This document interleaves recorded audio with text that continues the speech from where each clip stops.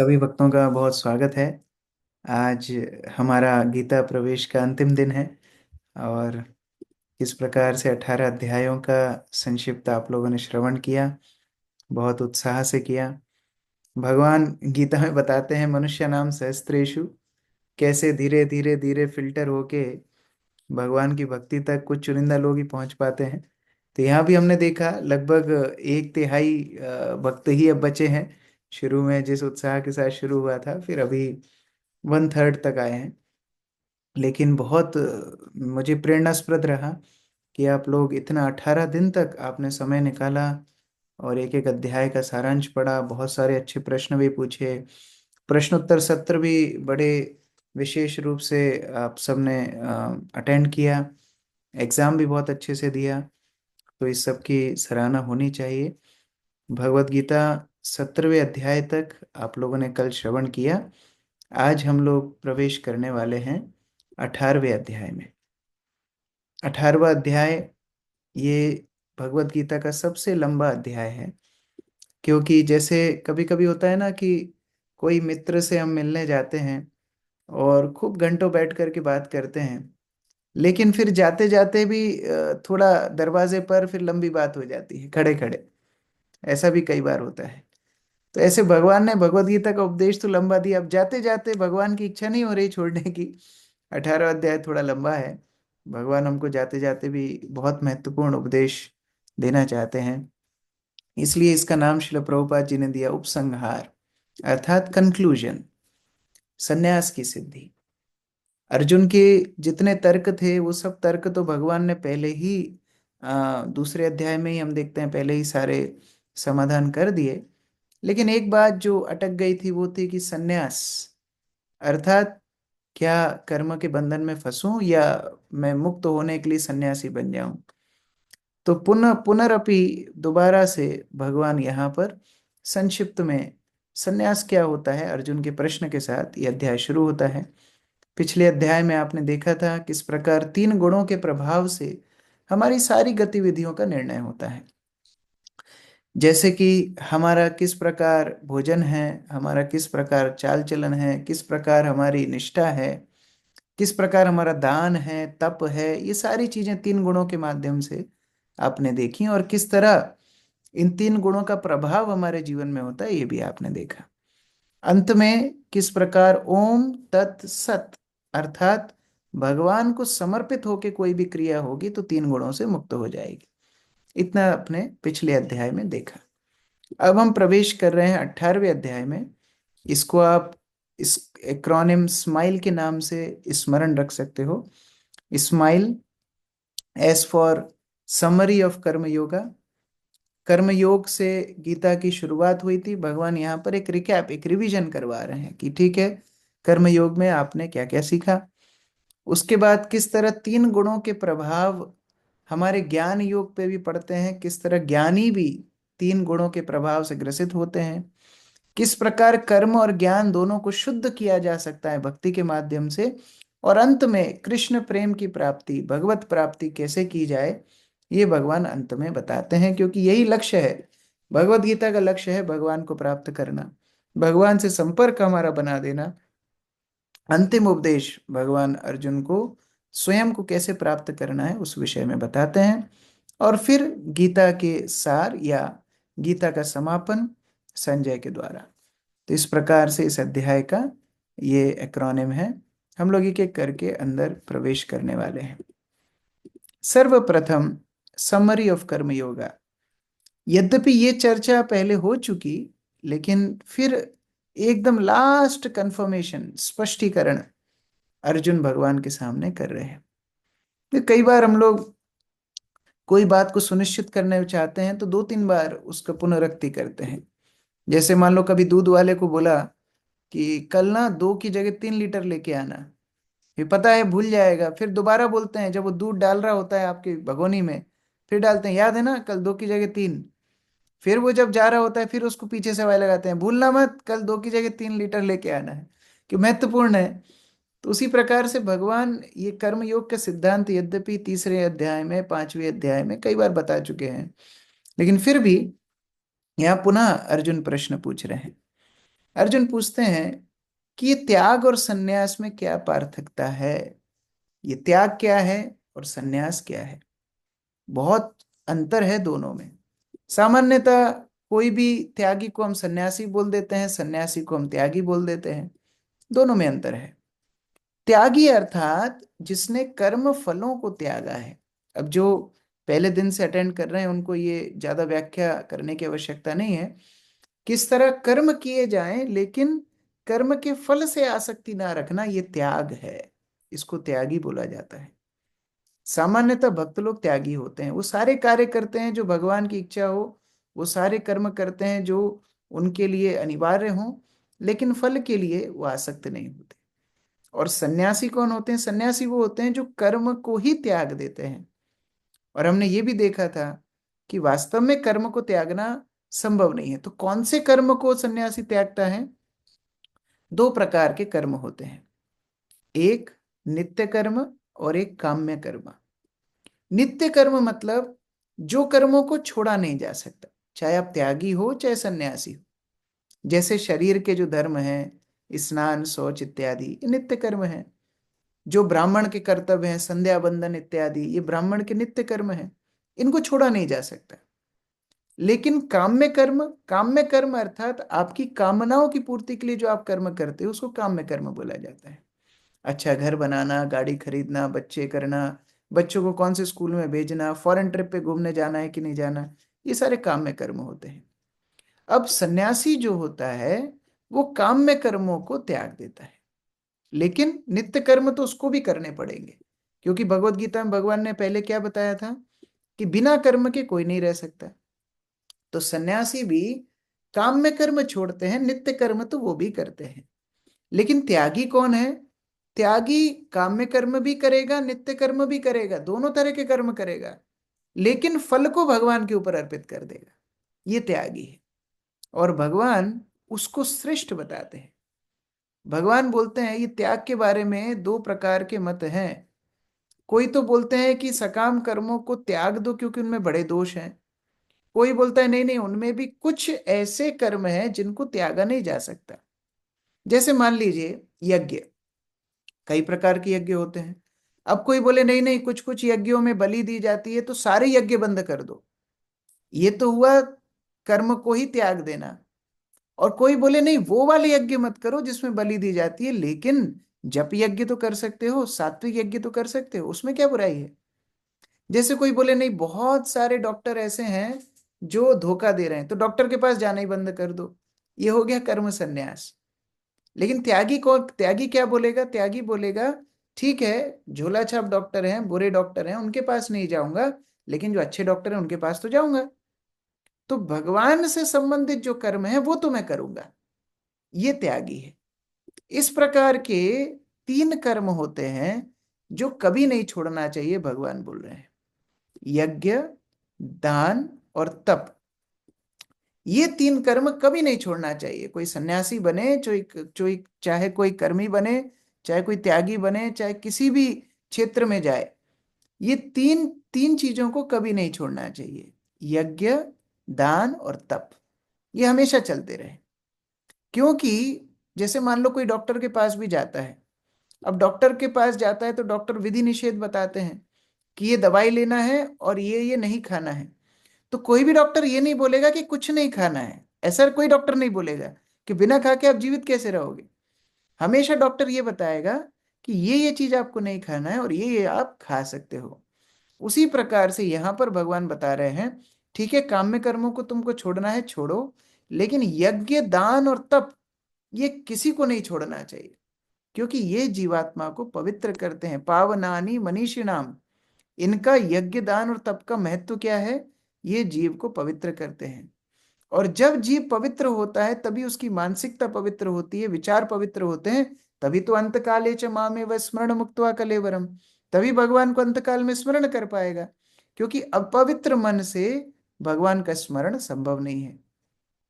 अब ये जो तीन चीजें हैं ना, यज्ञ, दान और तप, ये भी तीन गुणों के प्रभाव में होते हैं। तो हम लोग देखते हैं तमोगुण का त्याग, रजोगुण का त्याग, सतोगुण का त्याग, तीन प्रकार के त्याग बताए गए हैं। सर्वप्रथम तमोगुण का त्याग क्या है? तमोगुण का त्याग है कि भाई अगर मुझे जिम्मेदारी लेना पड़ेगी, कोई कष्ट उठाना पड़ेगा, तो मैं इस चीज को करूंगा ही नहीं। ये है तमोगुण का त्याग। क्योंकि अपने जो निहित कर्म हैं, जो उसको करना चाहिए, उनको भी छोड़ देता है। जैसे उदाहरण के रूप से माता पिता की सेवा करना आवश्यक है, हर व्यक्ति का धर्म है। क्योंकि माता पिता की सेवा ना करना पड़े, इसलिए माता पिता को ही छोड़ देना, ये हो गया तमोगुण का त्याग। कि इतना बड़ा त्यागी है, माता पिता को ही छोड़ दिया। मैं शादी नहीं करूंगा, क्यों नहीं करूंगा? अरे बड़ा झंझट है, वहां मुझे कमाना पड़ेगा, मुझे घर बनाना पड़ेगा। तो अपनी जिम्मेदारियों से ही जो भाग जाए, वो है तमोगुण का त्याग। ये तमोगुण का त्याग बताया गया है। दूसरा है रजोगुण का त्याग। रजोगुण का त्याग क्या होता है? मैं अपनी वो जिम्मेदारी करूंगा जो जो जिम्मेदारी से मुझे इंद्रिय तृप्ति मिलती रहे, और वो जिम्मेदारी छोड़ दूंगा जिससे मुझे किसी भी प्रकार का शारीरिक कष्ट मिले। वो जिम्मेदारी मैं तुरंत छोड़ दूंगा। ये रजोगुण का त्याग है। वो जिम्मेदारियां करता है केवल वो वाली जिससे उसको आनंद मिलेगा। पत्नी का ध्यान रखेगा, बूढ़े माता पिता का नहीं रखेगा। वो दोस्तों के साथ दोस्ती रखेगा, उनके साथ दोस्ती निभाएगा जिससे उनके व्यापार में या किसी प्रकार से उसको लाभ मिले। सबसे दोस्ती नहीं निभाएगा। उन पड़ोसी के घर पे हलवा भेजेगा जो पड़ोसी धनी होंगे, जो पड़ोसी गरीब होंगे उनकी तरफ देखेगा भी नहीं। तो ये त्याग कौन सा हुआ? ये रजोगुण का त्याग हुआ। तमोगुण में सारी जिम्मेदारियों से भागेगा। रजोगुण में 50-50 मान लो, जहां जहां से इंद्रिय तृप्ति मिलेगी वो काम करेगा, जहां उसको शारीरिक थोड़ी सी भी असुविधा हुई वो कार्य को छोड़ देगा। अब सतोगुण का त्याग समझते हैं। सतोगुण का त्याग क्या है? सतोगुणी व्यक्ति सारे कार्य करेगा, वो कार्य कभी नहीं छोड़ेगा। वो अपनी जिम्मेदारियां नहीं छोड़ेगा। चाहे बूढ़े माता पिता हो, चाहे पत्नी हो, चाहे बच्चे हों, चाहे सामाजिक जिम्मेदारियां हो, राजनीतिक जिम्मेदारी हो, राष्ट्रीय जिम्मेदारियां हो, सारी जिम्मेदारियों को निभाएगा। लेकिन फल से आसक्त नहीं होगा। वो भगवान के लिए करेगा। उसका एकमात्र ध्येय होगा, मैं भगवान का दास हूं, मैं किसी भौतिक व्यक्ति का दास नहीं हूं। ये सच्चा त्यागी माना गया है। भगवान दोबारा स्पष्ट कर रहे हैं। कोई व्यक्ति को अगर अभी तक समझ में ना आया हो तो केवल 18वें अध्याय पढ़ के वो गीता के सारांश समझ सकता है। यस्तु कर्म फल त्यागी स त्यागी अत्यादि भी धीयते।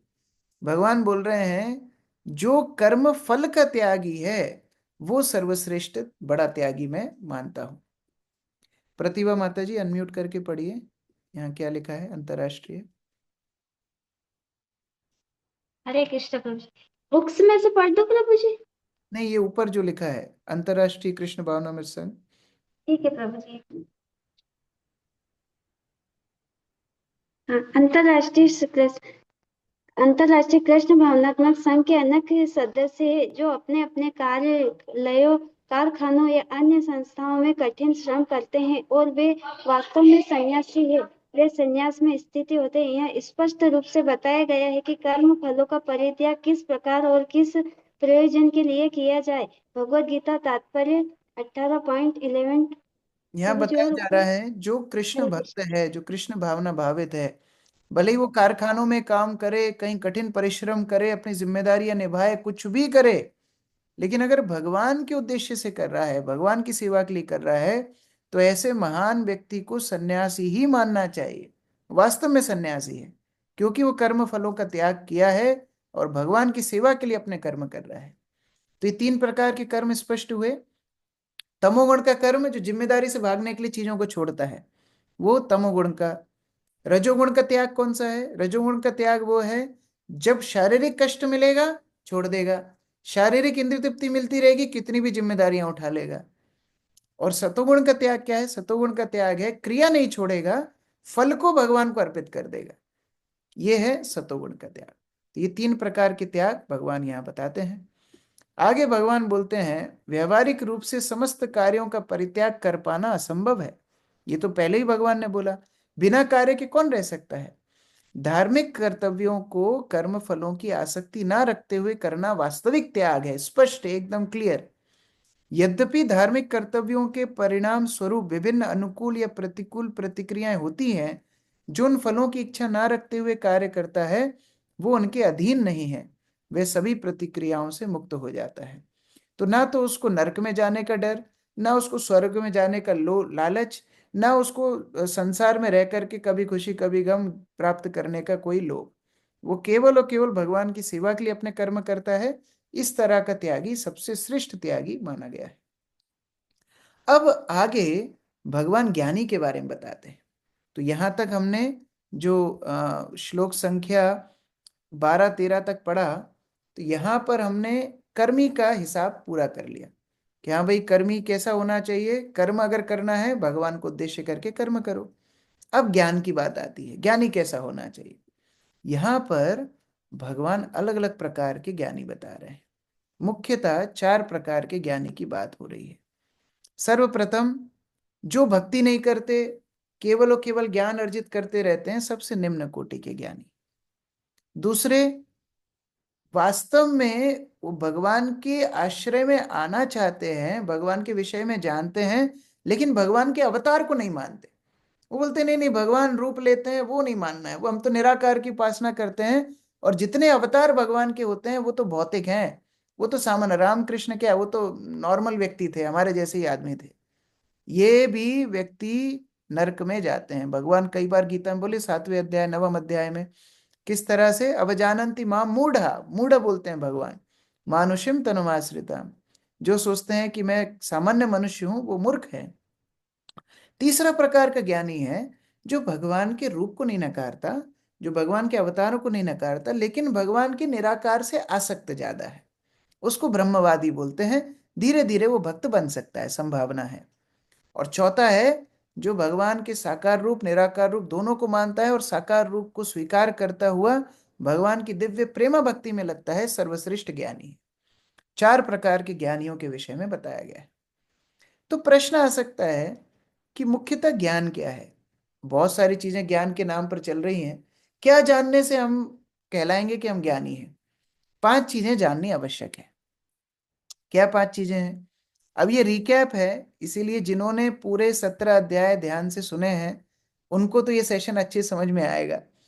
और जिन्होंने 17 अध्याय नहीं सुने हैं उनके सिर के ऊपर से जाएगा। तो थोड़ा थोड़ा श्रवण करो, आपको मदद मिलेगी। लेकिन जिन्होंने पूरे अध्याय सुने हैं ध्यान से, उनके लिए ज्यादा सरल होगा आज का सेशन समझना, क्योंकि ये भगवान सारांश बता रहे हैं अभी तक जो शिक्षा दी है। 5 चीजें समझना ज्ञान है। अब ये हमने 13वें अध्याय में चर्चा की थी। क्या है ये 5 चीजें? सर्वप्रथम अधिष्ठान, स्थान। आपको याद है क्षेत्र क्षेत्रज्ञ, हमने सुना था कि किस क्षेत्र में जीव काम करता है, हमारा शरीर, उसी को बोला जाता है अधिष्ठान, हमारा शरीर। फिर कर्ता, कौन करता है, कौन व्यक्ति क्रिया को सिद्ध करता है? जीवात्मा, जीवात्मा करता है। तीसरा कारणम, किस माध्यम से करता है? अपनी इंद्रियों से करता है, चाहे वो ज्ञानेंद्रियां हो चाहे वो कर्मेंद्रियां हो। अपनी इंद्रियों से व्यक्ति कार्य करता है। चेष्टा, चेष्टा मतलब व्यक्ति की इच्छा। ये भी हमने देखा था 3रे अध्याय में कि जब तक जीव इच्छा नहीं करेगा तब तक कोई कार्य नहीं होगा। जीव इच्छा करता है, भगवान अनुमति देते हैं, तब प्रकृति कार्य करवाती है। तो चौथा हो गया चेष्टा, मतलब जीव की इच्छा। और 5वां है भगवान की अनुमति। इसके बिना कुछ काम नहीं होगा। तो ये 5 चीजों को अगर कोई जान ले तो वास्तव में ज्ञानी कहला सकता है। अधिष्ठान अर्थात शरीर क्या है, कर्ता मतलब आत्मा क्या है, कारणम मतलब इंद्रियां क्या है, चेष्टा मतलब जीव की इच्छा शक्ति कैसी है, और दैव अर्थात भगवान की अनुमति है कि नहीं। ये 5 चीजें समझ ली तो व्यक्ति ज्ञानी कहला सकता है। तो वास्तव में कार्य कैसे होता है अगर हम देखना चाहें, जीव अपनी इंद्रियों की सहायता से इच्छा करता है और इन तीनों के समन्वय से कोई कार्य सिद्ध होता है। तो 18वें श्लोक में भगवान इस अध्याय के बता रहे हैं कि एक तो चेष्टा ज्ञान, दूसरा इंद्रियां, और तीसरा जीव। इन तीनों की मिली भगत होती है जब कोई कार्य होता है। अच्छा, अब इसमें देखो, जीव नहीं होगा अगर हम नहीं होंगे, जीव मतलब हम, आत्मा। अगर जीवात्मा नहीं होगा तो इंद्रियां सक्रिय नहीं होंगी। अगर जीव नहीं होगा तो इच्छा भी नहीं होगी। तो मतलब अगर कोई कार्य होता है तो उस कार्य का फल किसको मिलना चाहिए? जीव को मिलना चाहिए। इसलिए कर्म फल हमारे माथे पे आता है। कई बार लोग बोलते हैं ना, अरे हमारी क्या गलती, अब वो तो सब भाग्य में लिखा था, हमने किसी का मर्डर कर दिया, हमारी क्या गलती है उसमें? नहीं साहब, आपकी इंद्रियों ने कार्य कब किया? जब आपने इच्छा की। तो अगर जीव की इच्छा नहीं होती तो वो आज का कार्य कैसे सिद्ध करता है? तो इसीलिए फल किसको मिलना चाहिए? जीव को ही मिलना चाहिए। इसलिए अपने सुख दुख का हिसाब हम लोग अलग अलग जन्मों के माध्यम से करते हैं। तो यहां पर भगवान इनके विषय में बताते हैं। अब जो आपने ये सारे ज्ञान के पहलू देखे, अधिष्ठान, कर्ता, कारण, चेष्टा, ये भी तीन गुणों में अलग अलग होती है। अब इसको भी थोड़ा देख लेते हैं। ज्ञान कैसे तीन गुणों में होता है? देखिए, सतोगुणी व्यक्ति का ज्ञान कैसा होता है? सतोगुणी व्यक्ति सभी जीवों में आत्मा देखता है। ये सतोगुणी व्यक्ति का लक्षण है। सारे जीवों में आत्मा है, चाहे वो जानवर हो, चाहे वो चांडाल हो, चाहे वो हाथी हो। विद्या विनय संपन्ने ब्राह्मणों गवि हस्तनि सुनी चैव स्वपाके च पंडिता समदर्शिना। तो सतोगुणी व्यक्ति का ज्ञान क्या है? सारे जीवों में आत्मा देखेगा, वो सबको सम्मान करेगा, चाहे जानवर हो, पक्षी हो, कोई भी हो। रजोगुणी व्यक्ति क्या करता है? ये बड़ा बुद्धिमान होता है। ये रजोगुणी व्यक्ति बड़ा स्वार्थी होता है। ये क्या करता है? ये बोलता है जहां जहां इंद्रिय तृप्ति हो वहां वह आत्मा मत मानो। जैसे क्रिश्चियंस बोलते हैं जानवरों में आत्मा नहीं है, उनको काट के खा सकते हो आप। अरे कैसे आत्मा नहीं है? फिर वही क्रिश्चियन बोलते हैं नहीं नहीं, आप ना बंदरों से आए हो, बंदरों से आप इंसान बने हो। तो अगर बंदरों में आत्मा नहीं थी, वो जीवित है ही नहीं, तो आप उनसे जीवन कैसे प्राप्त कर लिए? मूर्खता है। तो रजोगुणी व्यक्ति कोई कोई जीव में आत्मा मानेगा, किसी किसी में नहीं मानेगा। हाँ, मेरा परिवार बहुत महत्वपूर्ण है, इनको मेरी संरक्षण करना है, दूसरे का भले ही मैं कुछ भी अनित कर दूंगा, दूसरे का मैं शोषण कर दूंगा। ये रजोगुणी व्यक्ति ये भेदभाव करता है। सतोगुणी व्यक्ति सबको सम्मान करता है। और तमोगुणी व्यक्ति तो भाई आत्मा को देखते ही नहीं, वो तो शरीर को ही सब कुछ मानता है। उसका तो आत्मा का ज्ञान ही नहीं है, हमारा शरीर ही सब कुछ है। ये हो गया तमोगुणी व्यक्ति का ज्ञान। अब आ जाते हैं कर्म पर। सतोगुणी व्यक्ति जब कर्म करेगा ना, वो सतोगुणी व्यक्ति शास्त्र के अनुरूप कर्म करेगा। अच्छा, ये जो सारी चीजें बताई जा रही हैं, ये दूसरे के लिए नहीं है। कई बार हमें लगता है कि हाँ ये सतोगुणी, ये रजोगुणी, तमोगुणी हमारे लिए है ये। हम कब कब दूसरों में भेद बुद्धि रखते हैं, मतलब रजोगुणी हमारे ऊपर हावी हो गया। हम जब शारीरिक चेतना में पड़ गए, मतलब तमोगुण हमारे ऊपर हावी हो गया। हम जब आत्मा के स्तर पे देख पा रहे हैं, मतलब हम सतोगुण में हैं। उसी प्रकार से कर्मों का यहाँ पर हिसाब है। तीन प्रकार के कर्म। कर्म जो शास्त्र के अनुरूप हो, शास्त्र के हिसाब से जो कर्म हो, वो कर्म सतोगुणी कर्म कहलाते हैं। तो सतोगुण में जो व्यक्ति होगा, शास्त्र के हिसाब से चलेगा वो। रजोगुण में व्यक्ति क्या करता है? कभी कभी शास्त्र की बात मानता है, कभी कभी नहीं मानता है। जब इंद्रिय तृप्ति करना होगा तो यज्ञ करा लेगा, व्रत कर लेगा, सत्यनारायण की कथा रख लेगा। और जब इंद्रिय भोग करना है तो वो जाकर के बोलेगा, जैसे कई लोग प्याज लहसुन नहीं खाते हैं, फिर कोई अभद्र वस्तु खाना चाहते हैं, अंडे की दुकान पे जाते हैं, बोलते हैं एक बनाना बिना प्याज लहसुन का। तो आधा धर्म लगा दिया उन्होंने। अपनी इंद्रिय तृप्ति कभी पूरी करेंगे, कभी नहीं करेंगे, तो रजोगुणी व्यक्ति हैं। अनियमितता है, इंद्रिय भोग प्रधान है यहाँ पर। इंद्रिय भोग जैसी चलेगी उसके हिसाब से कर्म करेंगे, उतना उतना शास्त्र मानेंगे। इसको एक और चीज बोला जाता है, अर्ध कुक्कुट न्याय। ये आप लोगों को याद रखना चाहिए, जो लोग पहली बार ये गीता सेशन अटेंड कर रहे हैं, कम से कम उनको याद रखना चाहिए। अर्ध कुक्कुट न्याय। अर्ध कुक्कुट न्याय मतलब आधी मुर्गी का न्याय। वो आपने कहानी बचपन में सुनी होगी, एक सोने का अंडा देने वाली मुर्गी थी। तो एक व्यक्ति बोलता है, अरे आप ये मुर्गी से अंडा लेते हो सोने का, बहुत अच्छी बात है, लेकिन ये जो इसका आगे का भाग है ना, ये ज्यादा अच्छा नहीं है, इसको खिलाना पड़ता है। एक काम करो, बीच में से मुर्गी को काट दो, आगे का भाग फेंक देना, पीछे से केवल अंडा अंडा निकालते रहना। इस व्यक्ति ने क्या किया? मुर्गी को काट दिया। मुर्गी को काटने से क्या होगा? ना अंडा मिला ना मुर्गी रही। कहने का अभिप्राय, शास्त्रों की बात अगर माननी है ना तो पूरी मानो। ये नहीं कि एक लाइन यहाँ की याद है, एक लाइन वहां की याद है, जोड़ के हमने अपने हिसाब से शास्त्रों को तोड़ मरोड़ लिया। फिर ये रजोगुण का काम हो गया, सतोगुण का काम नहीं है। सतोगुणी व्यक्ति शास्त्र को पूरा मानेगा। रजोगुणी व्यक्ति अनियमितता है, कभी मानेगा कभी नहीं मानेगा। तमोगुणी व्यक्ति का शास्त्र से लेना देना ही नहीं है, वो खुद ही शास्त्र है। हम पुराण और आप संहिता। जो हम बोल दें वही पुराण है, जो आपने बता दिया वही संहिता है। तो लोग बस कहे ही सुनी बातों पे विश्वास रखते हैं, अंधविश्वास कोई धर्म मानते हैं, तमोगुण का लक्षण है। वास्तव में इनका शास्त्र से कोई लेना देना नहीं है। जो चाल चलन गांव में चल गया, जो किसी ने बता दिया, जो किसी ने सिखा दिया, जो खुद के मन में बैठ गया, बस वही चीज पालन करते रहते हैं। तमोगुण की श्रद्धा, तमोगुण का कर्म माना गया है। ये सामान्यतः शास्त्र के विपरीत काम कर डालते हैं, शास्त्र के अनुरूप काम नहीं करते, पाप योनि में जाते हैं। कर्ता, अब जीवात्मा भी तीन श्रेणी में मानी गई है। सतोगुण में जब आत्मा होती है, सतोगुण में जब जीवात्मा कार्य करती है, तो वो ये समझती है कि मैं शरीर नहीं हूं, मैं जीवात्मा हूं। इसलिए दृढ़ संकल्प से काम करती है, उत्साह से काम करती है, और उसके बाद चाहे सफलता मिले चाहे असफलता मिले, स्थिर रहती है। ये सतोगुण का लक्षण है। रजोगुणी व्यक्ति क्या करेगा? उसके अंदर तो इच्छाएं प्रबल हैं, लालसा है, ईर्ष्या है, दूसरों को पीछे करना है, शोषण करना है। तो सफलता मिलेगी तो खूब फूल जाएगा, और जैसे ही असफल होगा वैसे ही पंचर हो जाएगा।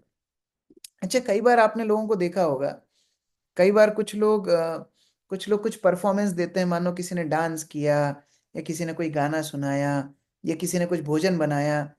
उसके बाद व्यक्ति की आकांक्षा होती है कि लोग तारीफ करें, है ना? तारीफ सुनने की बड़ी इच्छा होती है। तो अब डायरेक्ट तो बोल नहीं सकते, तो इनडायरेक्ट लोग पूछते हैं अपने मित्रों से कि अच्छा थोड़ा फीडबैक दीजिए, हमने कैसा नाचा, हम सुधारना चाहते हैं अपने आप को, इसलिए बताइए। और गलती से आपने रियल फीडबैक दे दिया ना, कि ये जो आपकी कॉस्ट्यूम थी और ये जो गाना था ये मैच नहीं कर रहा था, या आपकी स्टेप में आप लड़खड़ा गए थे, या ये क्या खाना बनाया, इसमें मिर्ची ज्यादा नमक कम, चार चीजें अगर आपने बोल दी, तो वो ऐसा मुंह चिढ़ाएगा कि जिंदगी भर आपसे बात नहीं करेगा। वास्तव में वो सुनना तारीफ ही चाहता है। दुनिया में कोई व्यक्ति नहीं है जो अपनी बुराई सुनना चाहता हो। ये 100% सत्य है। नो बडी लाइक्स फीडबैक, कोई नहीं चाहता है। तो अगर कोई व्यक्ति आपसे फीडबैक मांगता है ना, तो वास्तव में वो अपनी अच्छाई ही सुनना चाहता है, 100%। ये कौन सा लक्षण है? ये रजोगुण का लक्षण है। वास्तव में वो कार्य कर रहा है अपनी इच्छा पूरी करने के लिए, वो कार्य कर रहा है अपना अपना मान सम्मान दिखाने के लिए।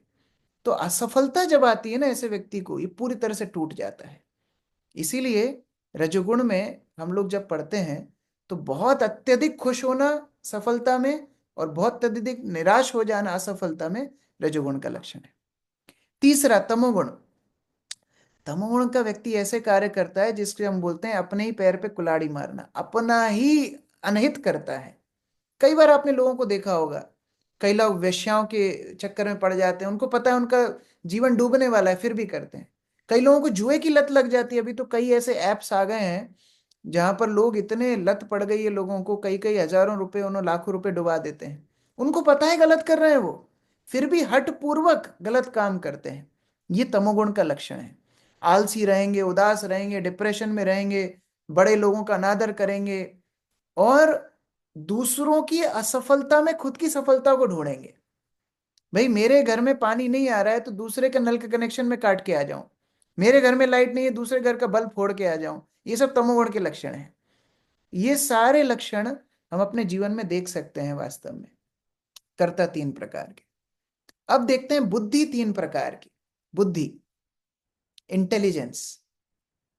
सतोगुणी बुद्धि अनुचित और उचित को पहचान सकती है। ये सही है, ये गलत है, क्या मेरे लिए करणीय है, क्या मेरे लिए करणीय नहीं है, ये सतोगुणी बुद्धि का लक्षण है। 30 नंबर श्लोक में भगवान बता रहे हैं। रजोगुणी बुद्धि क्या करती है? ये उल्टा सोचती है। ये उल्टा नहीं, ये निश्चितता नहीं कर पाती। जो इसके मन को अच्छा लगता है ये इसको उचित मानती है, जो इसके मन को अच्छा नहीं लगता वो उसको अनुचित मानती है। ये रजोगुण की बुद्धि। और तमोगुण की बुद्धि उल्टा, होनी को अनहोनी कर दे, अनहोनी को होनी, उल्टा। ये तमोगुण की बुद्धि है। तमोगुण की बुद्धि का लक्षण है, जो पूरा समाज बोलेगा ये गलत है वो उसको सही लगेगा, और जो पूरा समाज बोलेगा, शास्त्र बोलेगा ये सही है, ये गलत है, उसको सही लगेगा, सही को गलत, गलत को सही, उल्टा मानेगा। ये तमोगुण की बुद्धि, उल्टी बुद्धि। हम लोग बोलते भी हैं चाल चलन में, हमारे व्यवहारिक में हम बोलते हैं ना, ये उल्टी बुद्धि का आदमी है, मतलब तमोगुणी बुद्धि है। जो हम लोग नीति शास्त्रों में भी पढ़ते हैं कि दुग्धपानम यथा भुजंगानाम केवल विषवर्धनम, उपदेशानाम ही मूर्खानाम केवल क्रोध वर्धनम। आप सांप को दूध पिलाओगे क्या होगा? उसका केवल विष बढ़ेगा।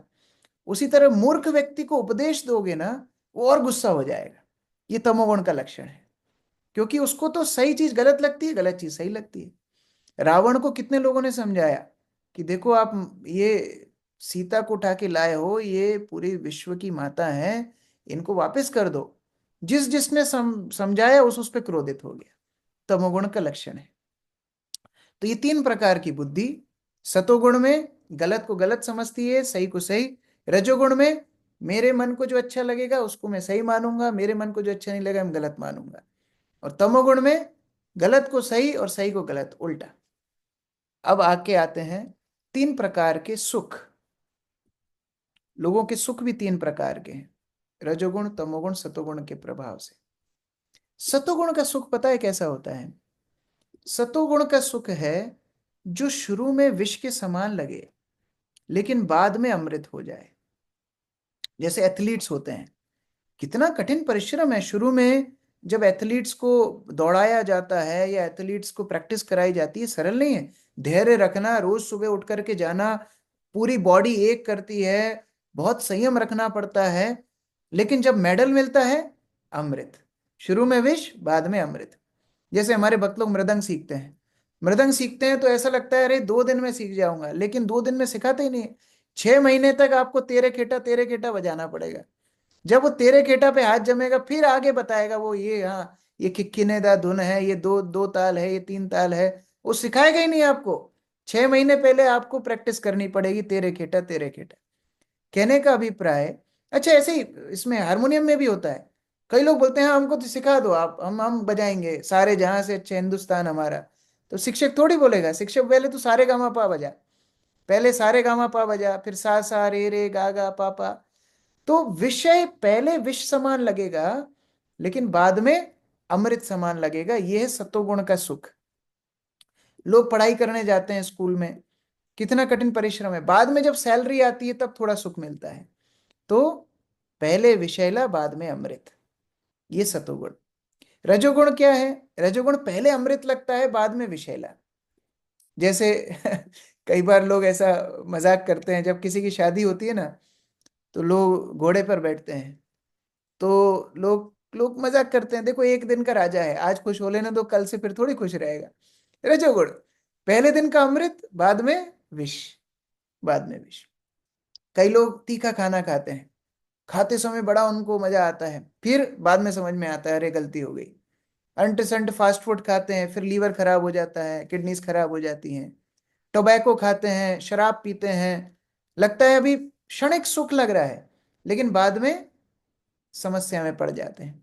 हम लोग जब पुणे में पढ़ाई कर रहे थे, वहाँ एक बहुत प्रसिद्ध हॉस्पिटल है, और उसके सामने प्रतिदिन हम लोग वहां से गुजरते थे, तो प्रतिदिन बहुत सारे युवा युवतियां, 18 साल के, 19 साल के, 20 साल के, 21 साल के, ऐसे मुंह पर रुमाल बांध करके लाइन में खड़े रहते थे। पता है क्यों? क्योंकि उस हॉस्पिटल में फ्री में HIV एड्स की दवाई दी जाती थी, और कोई बुढ़ा आदमी नहीं दिखता था वहां। ये सारे युवा युवती वहां पर लाइन से खड़े होकर दवाई लेने आते थे। क्यों? क्षणिक सुख के लिए गए, बड़ी आपदा में पड़ गए, अब पेरेंट्स को भी नहीं बता सकते HIV पॉजिटिव है, वहां पर लाइन में खड़े होकर के भिखारी की तरह दवाई लेनी पड़ रही है, खुद का उपचार करना पड़ रहा है। ये रजोगुण का सुख है। शुरू में हो सकता है आनंद दे, लेकिन बाद में विष के समान लगता है। और तमोगुण, तमोगुण शुरू में भी विष है, बाद में भी विष है। लोग सड़ा गला खाना खाते हैं, पहले भी बेकार, बाद में भी बेकार। कई लोगों को आपने देखा होगा अपने ऊपर कोड़े मार रहे हैं, वो क्रिया भी पेनफुल है, बाद में भी पेनफुल है। तो ये जैसे नशा भी एक तरह से तमोगुण में ही तो है। शराब पीने में भी क्या मधुर नहीं लगती है? हमने तो पी नहीं है, लेकिन जो लोग सुनाते हैं, जो पीने में भी मधुर नहीं है, फिर पीने के बाद भी नाली में पड़ा रहता है। तो शुरू में भी विष समान, बाद में भी विष समान, ये तमोगुण का लक्षण है। तो इस तरह से वास्तविकता में कभी आप कुछ क्रिया करें, कठिन लग रही है शुरू में, याद रखना ये सत्वगुण का लक्षण है। शुरू में मेहनत करनी पड़ेगी, लेकिन बाद में अमृत समान उसका फल मिलेगा। जैसे जब हम लोगों को हरिनाम जप करने का भी प्रेरणा देते हैं, तो लोग बोलते हैं प्रभु जी कितना कठिन है ये जप करना। काम करवा लो, आप तो मंदिर में सेवा करा लो हमसे, गीता बंटवा लो हमसे, जो करवाना है, पत्थर तोड़वा लो, लेकिन जप मत करवाओ, ये बड़ा मुश्किल काम है। लेकिन वो जो शुरू में विष समान लग रहा है, वो बाद में अमृत समान मधुर लगेगा। इसका अभ्यास हमको करते रहना है। तो इस प्रकार से ये 3 प्रकार के सुख बताए गए। आगे धृति, धृति मतलब डिटर्मिनेशन, हमारा जो दृढ़ निश्चय संकल्प है। सतोगुण में व्यक्ति एकदम अपने रास्ते पर अडिग रहता है, एकदम इंद्रिय नियंत्रण करके चलता है, कोई भी हो जाए काम सिद्ध कर लेता है। रजोगुणी व्यक्ति ट्राई करके देखता है, थोड़ा चख के देखता है पहले, इसमें इंद्रिय भोग है क्या तो आगे बढ़ूं, जैसे इंद्रिय भोग खत्म वैसे ही रास्ता चेंज। तमोगुणी व्यक्ति वो तो अपनी नींद आलस में ही ठीक है भाई, काय की डिटर्मिनेशन, आज करे सो काल कर, काल करे सो परसों, जल्दी जल्दी क्या करता है, जब जीना है बरसों। तो ये तमोगुण का लक्षण है, कोई जल्दीबाजी नहीं, कोई दृढ़ निश्चितता नहीं। 3 गुणों में सुख भी है। अच्छा ये चर्चा हो गई। उसके बाद इस तरह से 3 गुणों का प्रभाव जो व्यक्ति के ऊपर पड़ता है, अगर ये 3 गुणों के प्रभाव से व्यक्ति को मुक्त होना है तो क्या करना पड़ेगा, भगवान आगे बता रहे हैं। ये 3 गुणों की चपेट में वास्तव में हमारा पूरा का पूरा वर्णाश्रम है। ये वर्णाश्रम का विभाजन ही हुआ है 3 गुणों के आधार पर। जो व्यक्ति सतोगुण में है, अब मैं जैसी सतोगुण बोल रहा हूं, आप लोगों की दिमाग की बत्ती जल जानी चाहिए। सतोगुण मतलब बुद्धि स्पष्ट, सही गलत क्या है, त्याग कौन सा, कर्म करेगा लेकिन भगवान को अर्पित करेगा, निश्चितता कैसी होगी, दृढ़ होगी, कर्म कैसे होंगे शास्त्र ये सारी लाइट्स जल जानी चाहिए सतोगुण जैसी आए, क्योंकि ये सब हमने अभी पिछले अध्यायों में और इस अध्याय में पढ़ा है। तो सतोगुण में जो है वो है ब्राह्मण, उसको बोलते हैं ब्राह्मण, जो एकदम सतोगुण का कार्य करता है, शास्त्र अनुसार चलेगा, दृढ़ता से चलेगा। जो सतोगुण और रजोगुण का मिश्रण है वो है क्षत्रिय, वो क्षत्रिय है। उसके बाद ना सॉरी, जो रजोगुण में है वो है क्षत्रिय, वो क्षत्रिय है। सतोगुण में ब्राह्मण, रजोगुण में क्षत्रिय, और जो तमोगुण और रजोगुण का मिश्रण है वो है वैश्य, और जो तमोगुण में है वो है शूद्र। तो ये कोई सरनेम्स नहीं है, ऐसा नहीं है कि हमारे सरनेम के हिसाब से हम ब्राह्मण बन गए, क्षत्रिय बन गए। गीता इसका समर्थन नहीं करती है। भगवान ने स्पष्ट बोला है, चातुर्वर्णम मया सृष्टम गुणा कर्म विभागश। जैसे आपके गुण होंगे, 3 गुणों का प्रभाव, और जैसे आपके कर्म होंगे उसके अनुसार आप 4 वर्णों में विभाजित होंगे। तो जरूरी नहीं है ब्राह्मण का बेटा ब्राह्मण, नहीं, अगर गुण नहीं है ब्राह्मण जैसा तो आपको ब्राह्मण नहीं बोला जाएगा। तो जो सतोगुण में रहेगा उसके क्या गुण होंगे, 9 गुण भगवान बताते हैं। शांति, आत्मनियंत्रण, पवित्रता, तपस्या, शुद्धता, सहनशीलता, सत्यशीलता, ज्ञानी, बुद्धिमान और आस्तिक यानी धार्मिक। ये 9 गुण ब्राह्मण के भगवान ने बताए।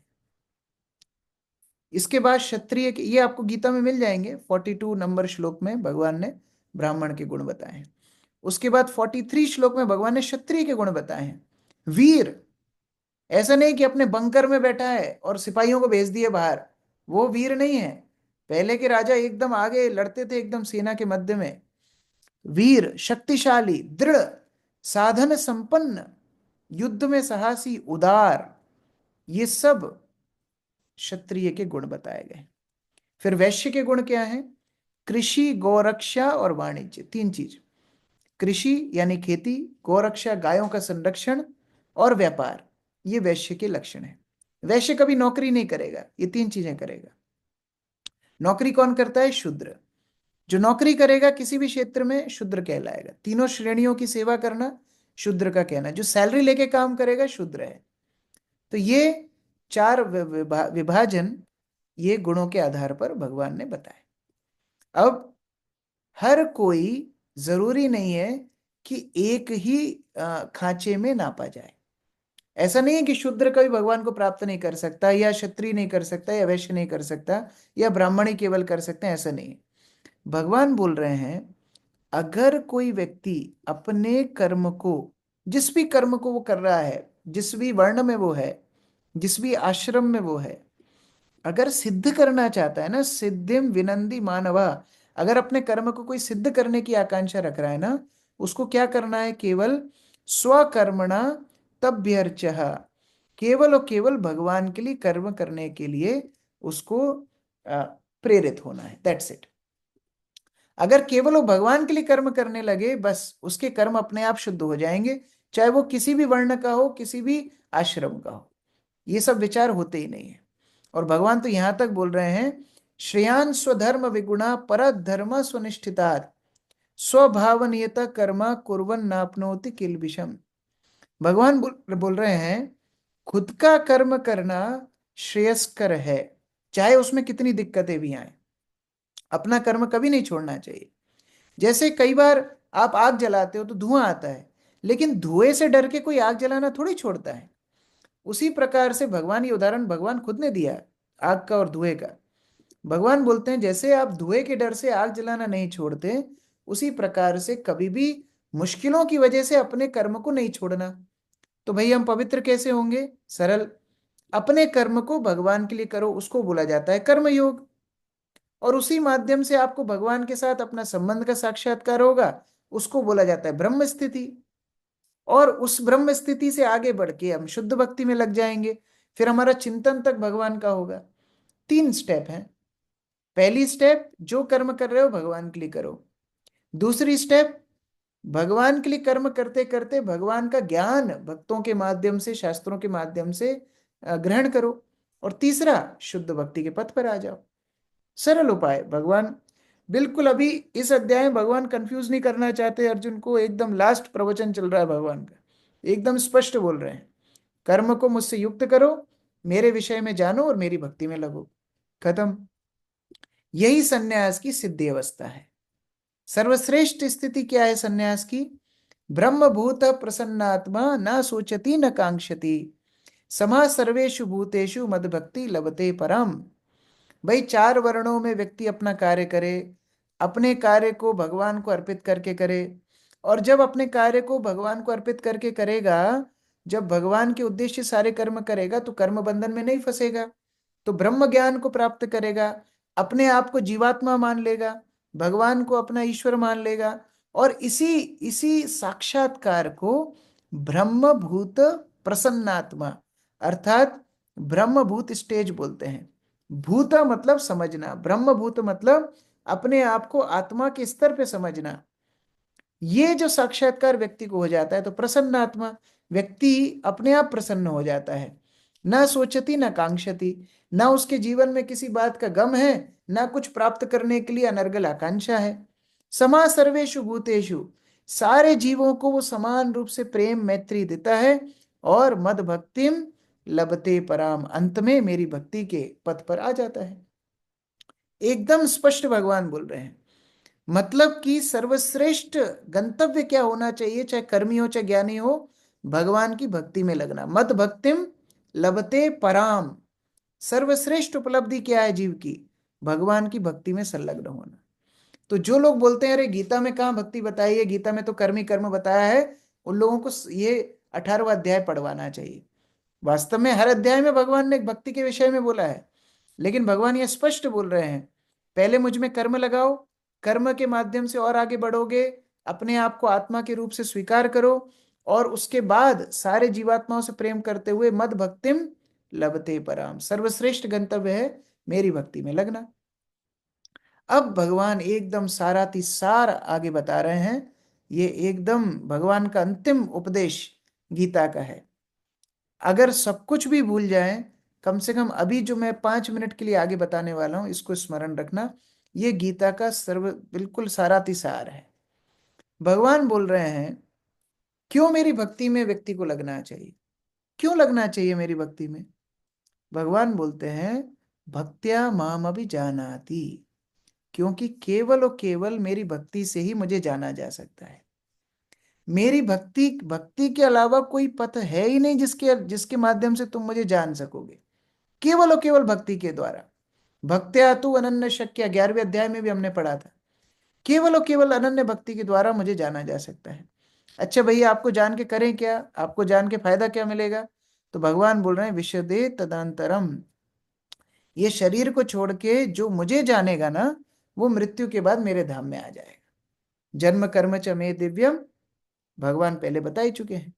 जो मेरे जन्म को, मेरे कर्मों को दिव्य मान करके मेरी भक्ति में लगता है, मेरे धाम में आ जाता है। भगवान दोबारा से उसको बता रहे हैं। तो फिर भक्ति क्या है? दोबारा से प्रश्न आ सकता है, भगवान फिर स्पष्टीकरण कर रहे हैं। भक्ति क्या है? मत परा मत चित्ता, मेरे लिए कर्म करो, मेरे पर सारा ध्यान केंद्रित करो, और ऐसी अवस्था में तुम मेरे तक आ जाओगे। तो जो कुछ कर्म कर रहे हो, जो कुछ खाते हो, जद करोषि जदस्नासि जद जुहोसि जदासि यत्, जो कुछ खाते हो, जो कुछ दे दान करते हो, जो कुछ पूजा करते हो, जो कुछ स्मरण करते हो, मेरे उद्देश्य से करो, तो तुम्हें मेरी प्राप्ति हो जाएगी। और अब अर्जुन, मैंने जो तुमको जितना ज्ञान बताया है, सबसे गहनतम मैंने तुम्हें ज्ञान बता चुका है। अब इससे बड़ा सीक्रेट और कोई नहीं है, मेरी भक्ति से ज्यादा श्रेष्ठतम और कुछ भी नहीं है। लेकिन फिर भी मैं जीव को स्वतंत्र रखता हूं, यथा इच्छसि तथा कुरु, तुम्हें जैसा अब समझ में आए वैसा करो। ये श्लोक गीता का लोगों को सबसे ज्यादा पसंद आता है। 18वें अध्याय का 63वां नंबर का श्लोक, सबसे प्रचलित श्लोक है ये। लोग बोलते हैं देखो भगवान ने तो गीता में बोला है, जो एक मन में आए वो पढ़ो करो, यही धर्म है। गीता में लिखा है जो करना है वो करो, कोई समस्या नहीं है। लेकिन वास्तव में भगवान क्या बोल रहे हैं? जैसे कभी कभी बच्चे मम्मी पापा के पास आते हैं ना, मम्मी मम्मी मम्मी हमको फलानी जगह जाना है। मम्मी बोलती है देख बेटा, अपने पास अभी पैसे की कमी है, देख बेटा वहां तेरे जो दुष्ट दोस्त आएंगे वो तुझे गलत चीज में लगा देंगे, अभी ठंड बहुत पड़ रही है, अभी तू बीमार है, कल तेरा एग्जाम है, और फिर तेरी इच्छा हो तो तू कर, भैया तेरी इच्छा जो हो वो तू कर। इसका मतलब क्या है? इसका मतलब जो इतना समझाया था वो मना ही कर रही है, उसके बाद बोल रही है अभी भी तुझे बुद्धि नहीं है कि तुझे ये काम नहीं करना चाहिए।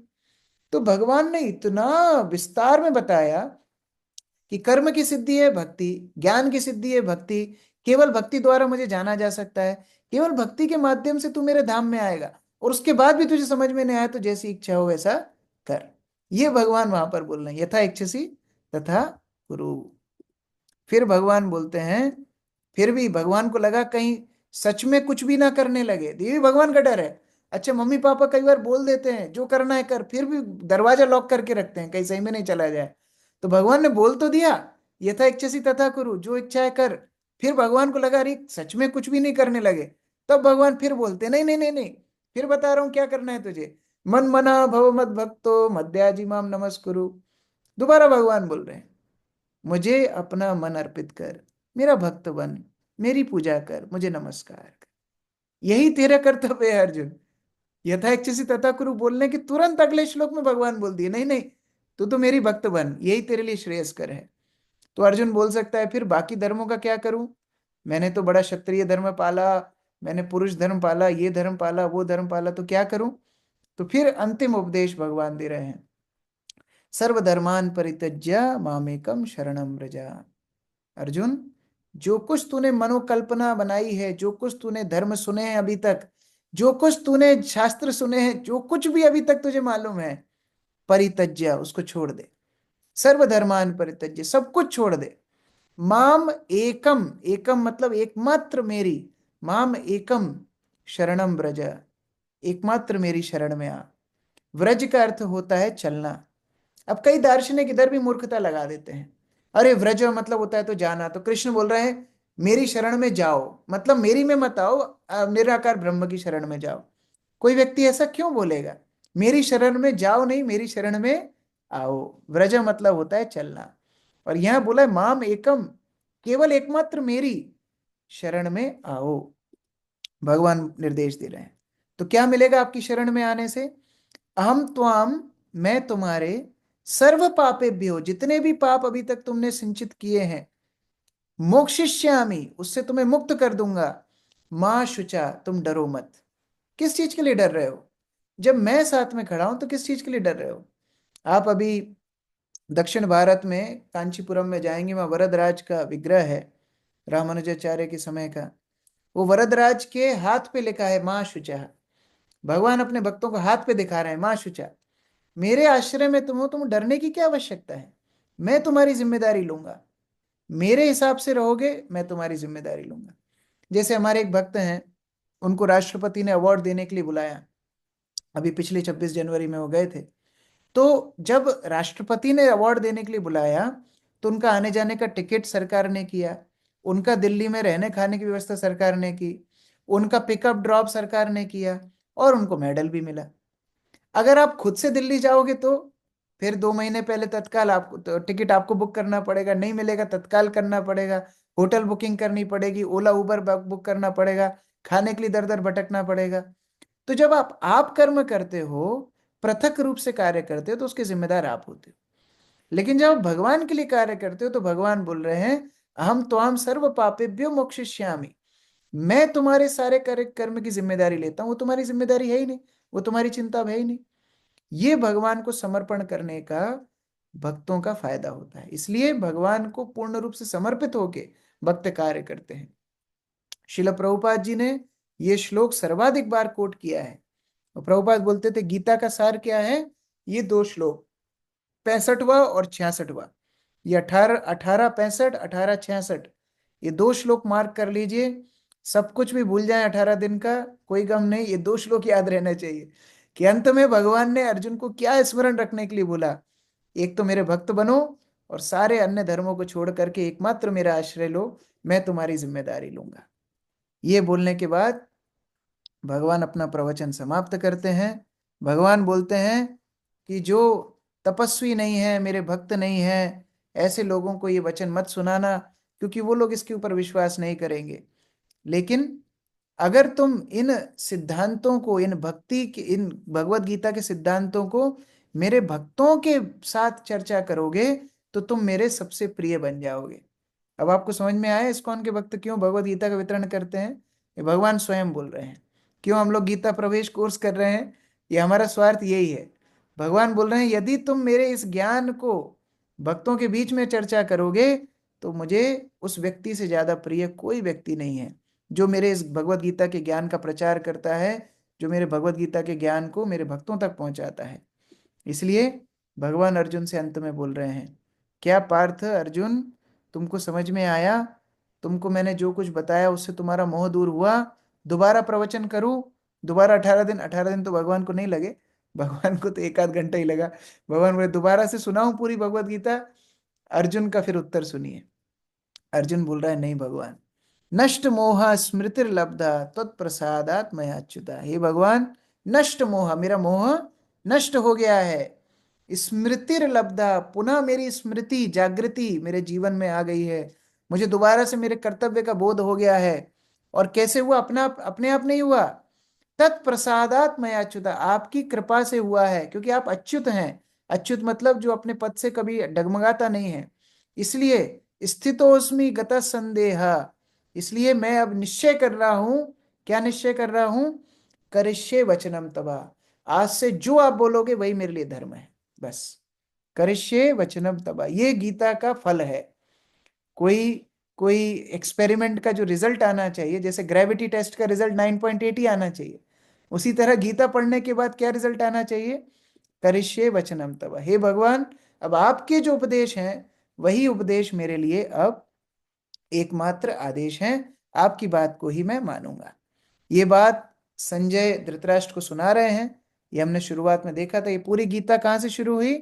धृतराष्ट्र के प्रश्न से कि कुरुक्षेत्र में मेरे और पांडवों के पुत्र इकट्ठे होकर क्या कर रहे हैं, संजय सुना रहे हैं। तब संजय पुनः धृतराष्ट्र को बता रहे हैं कि ये वासुदेव कृष्ण और पार्थ के बीच का संवाद मैंने आपको सुनाया, अद्भुत संवाद है। ये संवाद के सुन करके, सुना करके मेरे रोम रोम खड़े हो रहे हैं, मैं हर्ष से पुलकित हो रहा हूं। और केवल मेरे गुरु व्यासदेव की कृपा से मैं यहाँ बैठे बैठे आपको वहां का पूरा दृष्टांत सुना पाया। और एक मत मेरा सुन लीजिए। धृतराष्ट्र को संजय अपना मत बता रहे हैं। अंतिम श्लोक भगवत गीता का, यत्र योगेश्वरः कृष्ण यत्र पार्थोर्धनुर्धरा तत्र श्रीर्विजयोर्भूतिर् ध्रुवा नीतिर्मतिर्मम। संजय धृतराष्ट्र को बोलते हैं, धृतराष्ट्र मेरा मत सुन लो। पूरी गीता सुनने के बाद मेरा भी ओपिनियन सुन लो। क्या ओपिनियन है? यत्र योगेश्वरो कृष्ण, जहां भी योगेश्वर कृष्ण है, यत्र पार्थो धनुर्धरा, और जहां अर्जुन जैसा धनुर्धर भक्त खड़ा हुआ है, तत्र वहां श्रीर, श्रीर मतलब धन संपदा, विजयो, विजयो मतलब विजय, भूतिर मतलब नीति, ध्रुवा नीतिर, सारी चीजें जितनी भी भद्र वस्तुएं हैं सब कुछ वहीं पर मिलेंगी जहां कृष्ण होंगे। कृष्ण जिसके साथ नहीं है उसके जीवन में कोई विजय नहीं, कोई श्री नहीं, कोई ध्रुव यानी निश्चितता नहीं, कोई नीति नहीं। तो एकमात्र भगवान जहां रहेंगे वहीं पर विजय होगी। तो धृतराष्ट्र ये सुन करके, उसको हार्ट अटैक आया ही होगा निश्चित, क्योंकि युद्ध का परिणाम तो संजय ने ही सुना दिया कि क्या होने वाला है, जहां भगवान होंगे वहीं पर विजय होगी। तो हम लोग इसी आशा के साथ भगवत गीता का आश्रय लें। ये कोर्स तो एक संक्षिप्त आपको आइडिया देने के लिए था, एक उत्सुकता बढ़ाने के लिए था, लेकिन आप अब इसको पढ़िए। शिल प्रभुपाद जी के तात्पर्य बड़े विस्तृत रूप से हमें भगवत गीता समझने में मदद करते हैं। आप विस्तृत रूप से इसको पढ़िए, गहनता से पढ़िए। और आपको मदद की ज़रूरत है तो यहाँ पर हम लोग हमेशा उपलब्ध हैं। हमारा आपका संबंध यहाँ ख़त्म नहीं हो रहा है, अभी तो हमने शुरू किया है। तो इस प्रकार से हम लोग हमेशा उपलब्ध हैं। कोई डाउट होता है आप लोग पूछ सकते हैं। मंदिर में आ सकते हैं, इस्कॉन मंदिर में, यहाँ पर हम लोग उपलब्ध रहते हैं। रविवार को कार्यक्रम होते हैं, वहाँ पर आप गीता सीख सकते हैं। आप लोग अब शुरू से पढ़िए।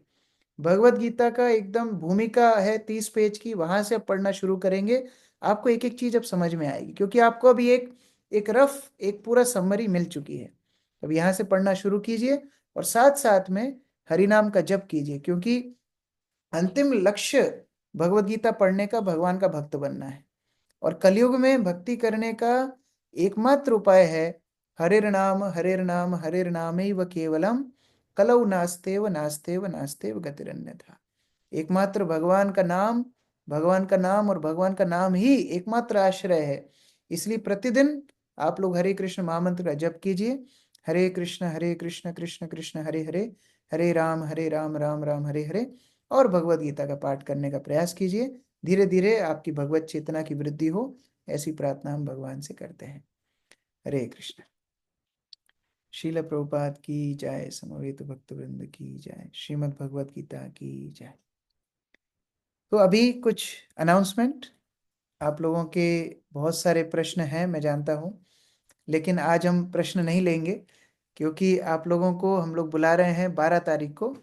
12 तारीख हम लोग एक पिकनिक ऑर्गेनाइज कर रहे हैं। जितने भी लोगों ने भगवत गीता ली और जितने लोगों ने भी इस कोर्स का अटेंड किया, कई लोग बाहर से भी ट्रैवल करके आ रहे हैं, आप लोग कृपया करके इस पिकनिक में भाग लीजिए। हम इस पिकनिक में विशेष सत्र रखने वाले हैं जिसका नाम है फेथ एंड डाउट। हम लोग टीम्स बनाएंगे और आप लोगों के डाउट्स को इकट्ठा करके हम वहां पर सामूहिक रूप से चर्चा करेंगे। आपको बहुत आनंद आएगा। एक स्पेशल सेशन भी होगा, गीता इन प्रैक्टिकल लाइफ, कैसे भगवत गीता को आपके व्यवहारिक जीवन में आप अपना सकते हैं। बहुत सारे गेम्स होंगे, क्विज होंगे, एक्टिविटीज होंगी, ड्रामा होगा। तो बहुत सारी चीजें आपको अट्रैक्टिव रहेंगी जो सीखने के लिए मिलेंगी। आप लोग वहां पर अपना फीडबैक भी दे सकते हैं कि आपने कोर्स से क्या सीखा, कोर्स में आपने क्या क्या पॉइंट्स आपको अच्छे लगे, क्या क्या आप जीवन में अपनाएंगे। तो ये सारी चीजें हम आज नहीं करेंगे, हम लोग 12 तारीख को करेंगे। अब कुछ लोगों का प्रश्न होगा, हमारा पहला एग्जाम छूट गया प्रभु जी, दूसरा एग्जाम छूट गया प्रभु जी। तो आप लोगों का रीटेस्ट भी होगा।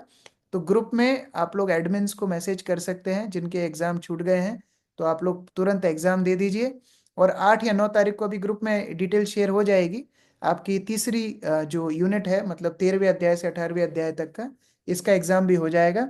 जो लोगों ने तीनों एग्जाम कम से कम अटेम्प्ट किए होंगे, मैं ये नहीं बोल रहा पास करे होंगे, टॉपर हुए होंगे, कम से कम तीनों एग्जाम जिनने अटेम्प्ट करे होंगे, उनको हम लोग सर्टिफिकेट देंगे।